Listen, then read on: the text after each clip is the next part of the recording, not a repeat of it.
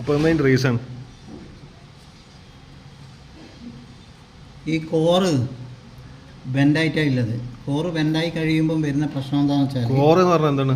Core എന്ന് പറഞ്ഞാൽ ഈ വൈൻഡിങ് നിൽക്കുന്ന കോയിൽ, ഓക്കെ, ഈ വൈൻഡിങ് നിൽക്കുന്ന ഈ സ്ഥലം, ഓക്കെ, കണ്ട? ഓക്കെ, ഓക്കെ, ഈ വൈൻഡിങ് നിൽക്കുന്ന സ്ഥലം, ഇത് സെൻസർ.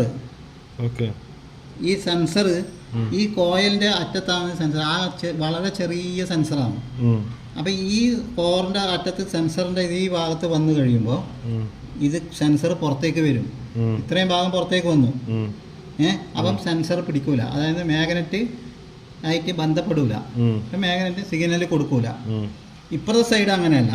ഇപ്പുറത്തെ സൈഡ് എന്ന് പറഞ്ഞാൽ മാഗ്നറ്റ് ഉള്ളിലുണ്ട്.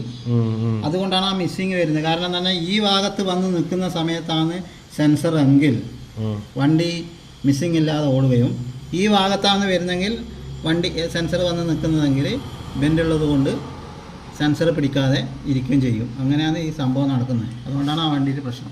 മിസ്സിങ് വരുന്നല്ലേ? ആ മിസ്സിങ് വരുന്നതുകൊണ്ടാണ്.